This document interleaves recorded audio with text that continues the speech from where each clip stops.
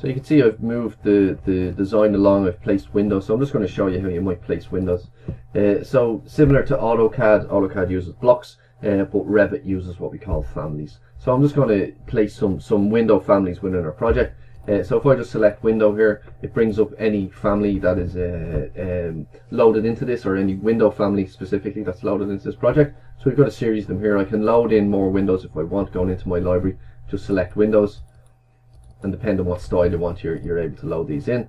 When you load in families, it loads in the style, and then there's a number of different sizes and widths attached to that. So this one's a double pane with one side opening, and you can see various different you know, with fan lights and triple sections and stuff like that as well. And you've also got double sections and double fan lights as well at the top. So I'm going to use just the plain window I have installed. So you can see a window will only jump to a wall. It won't stick to a roof or anything that's trying to jump to the wall. So I'm just going to place this anywhere here. Now I have resized this window just to show you. I was able to duplicate this window and resize from a smaller one. So I originally started with this one, I hit duplicate, renamed it to 2 meters by 3.5 meters, and just resized it using the type properties in there. So this one I'm going to set to level 0. Set to level 0. I'm just going to set the offset to 0 from the sill height, and I'm going to leave that at, I'm going to change that to 1000 from the outside. I'm just going to jump to my elevation here, and I'm just going to start copying this window across as well. So I've added in some more windows, but you can also see that I've also edited the roof. So all I did, I basically went into the extrude roof that we already created, just went to edit profile, and I'm basically just using the line tool. I just created some zigzag lines and just hit correct, hit your tick mark, and that basically produces a roof of that style. If that's what you're into, we'll just show you how you might create some sort of cool, interesting designs using the Revit roof tool.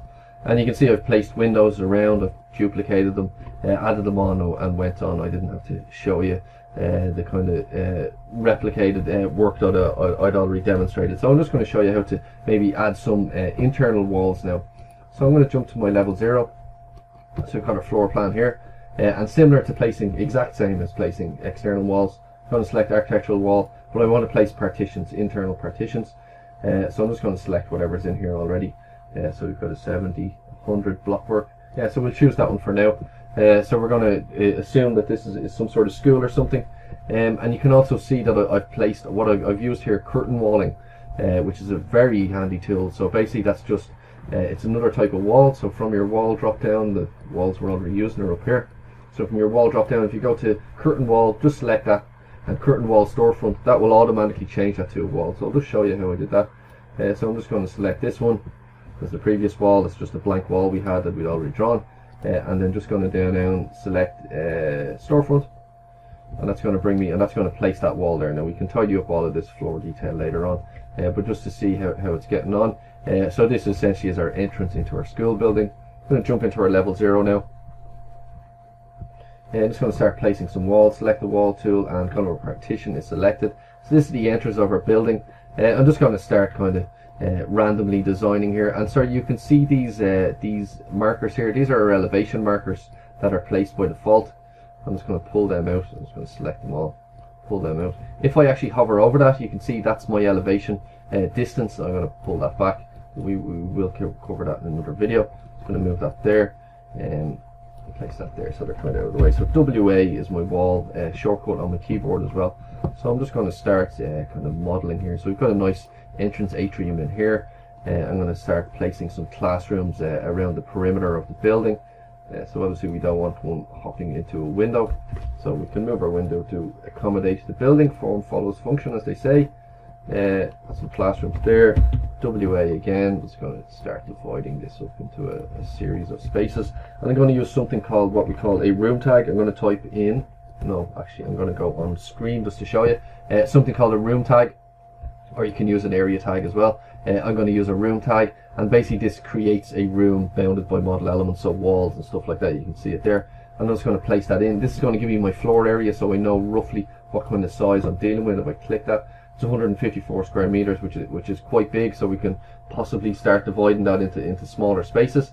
So I'm going to divide this into big principal spaces for now, and then we can start creating corridors and stuff off that. So again, WA just to place your wall tool, and then using the room tag, you're able to tag those rooms with that information. So when I type RM, or sorry, after I type RM, I place my room, you want to tag that as a room. So you can tag all not tagged, or you can hit tag room.